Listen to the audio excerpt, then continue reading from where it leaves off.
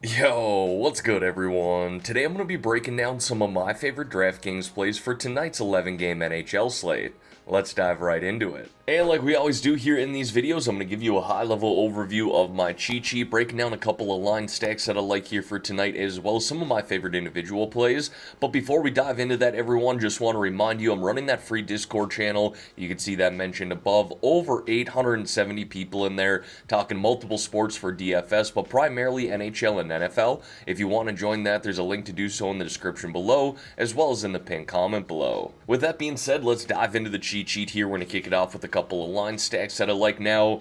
I went with this first line here for the Pittsburgh Penguins, Crosby centering Raquel and Rust. Really love the upside that they bring night in and night out, and especially in a matchup like this against the Anaheim Ducks, one of the worst defensive teams in the NHL, a team that's allowed 3.5 goals per game over their last four, where they've gone 0-3-1. And this power play for Pittsburgh is hot right now, scoring at a 50% rate over their last four games, and they have the fourth best power play in the NHL overall. So we're going to see Crosby and Raquel or Rust play up on the number one power play. Raquel missed last game, and Rust filled in on the number one power play with the rest of the Bunting, Letang, and Grizzlick squad. But Raquel is back here tonight, so let's keep an eye on that. Either way, two of these guys playing up on the number one power play, and the other one's going to play down on the second power play.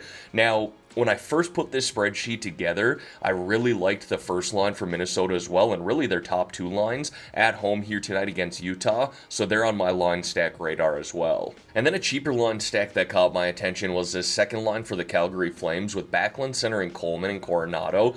Now, I like this because of the matchup at home here against the Buffalo Sabres. Buffalo's really been bad over the last month and a half, but in the last four games allowing 3.75 goals per game, with the penalty kill hitting at just a 60% rate. Now, just like that first line for the Penguins that I just highlighted, we're going to see Coronado play up on the number one power play, Backlund and Coleman play on the number two power play, but either way, all three of these guys getting some sort of special teams time.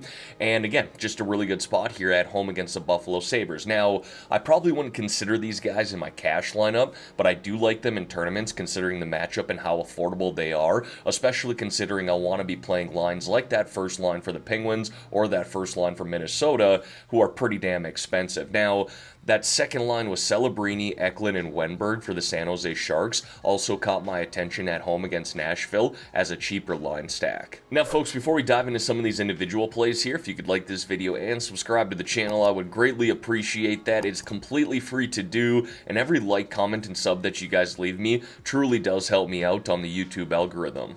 Alright, now diving into some of these individual plays here, we're going to kick it off with the forwards. First guy that I got is Filip Forsberg. Now you can see I am highlighting Askarov as a cheaper goaltender, and honestly I don't mind the San Jose Sharks tonight. I think a lot of people are going to chase the Nashville Predators after pumping in 7 goals the other night against the same exact team, but that was Alexander Georgiev starting in net for them, not Askarov. So I guess Georgiev could start here tonight. I always record these videos before I get word on which goaltenders are starting, but wanted to mention that Filip Forsberg here is playing lights out hockey right now. 7 goals, 8 assists, 15 points in his last 10, averaging close to 4 shots on net per game, and close to 19 DraftKings points per game. Really hard to ignore him, even at this price of $8,300. Now, Dylan Larkin for the Detroit Red Wings, playing some really good hockey as well. Oddly similar numbers to Forsberg. 7 goals, 7 assists, 14 points in his last 10, averaging close to 4 shots on net per game too. And then Marco Rossi here kind of goes with the theme that I mentioned earlier.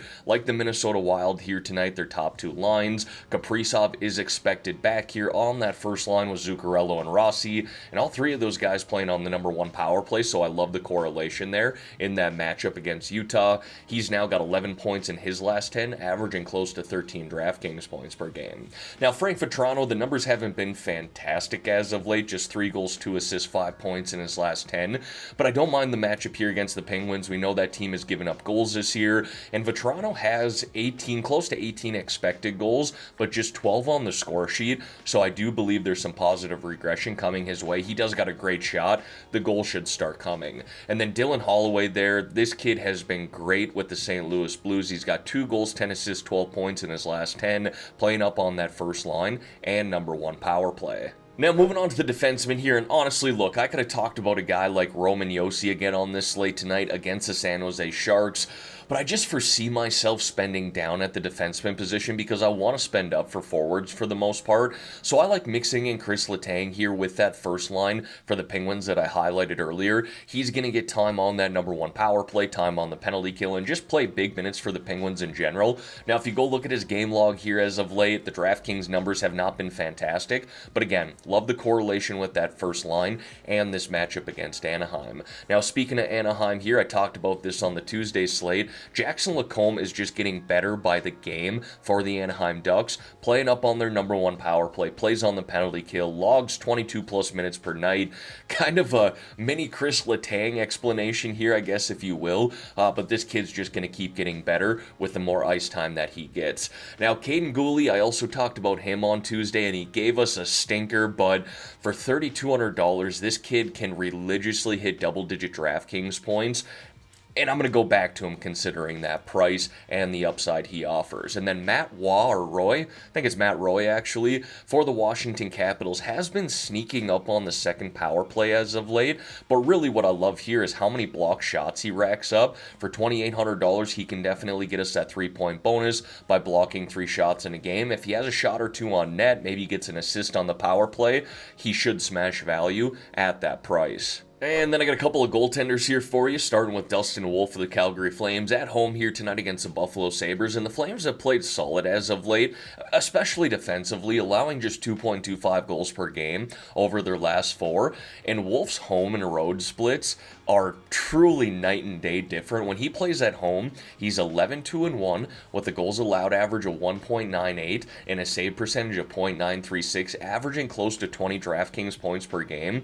Really hard to ignore those numbers at this price here, $7,800.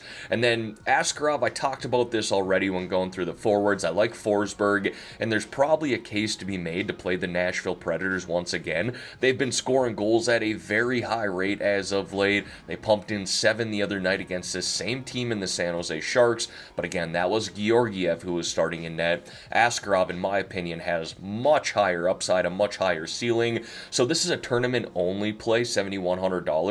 You're really kind of hoping that people pour onto the Nashville Predators. They don't show up in this game. Askarov here really affordable at $7,100, kind of has one of those ceiling games, and that's what you need to win a tournament. And as always, going to wrap up this video here with 3 low-priced options or sub-4K forward plays. Honestly, I wasn't in love with the sub-4K forward plays on this slate, and really the value overall at the forward position. That's kind of why I prefer to spend up at this position here tonight and pay down for defensemen. But I wanted to highlight 3 guys here who are at least getting some solid opportunity right now, and we're seeing that with Noah Cates for the Philadelphia Flyers, playing on that second line in number 2 power play. He's now got 3 goals, 5 assists, 8 points in his last 10. Yuri Kluich here, currently centering that first line for the Buffalo Sabres, playing on the number 2 power play. In the last 2 games, we've seen him play 16 and 17 minutes with more opportunity, hitting 12 and 26 DraftKings points. I know I just highlighted Dustin Wolf of the Calgary Flames, but at $3,200, hard to ignore those numbers there. And then Marco Kasper for the Detroit Red Wings. He's got 3 goals, 4 assists, 7 points in his last 10, centering that first line for the Detroit Red Wings with Dylan Larkin and Lucas Raymond. Alright everyone, that is going to wrap up this video here for today. As always, thank y'all for taking the time out of your day to watch the content here on this channel. If you could like this video and subscribe to the channel, I would greatly appreciate that. Let's have ourselves a great day here, folks, and let's win some money on this 11-game NHL slate.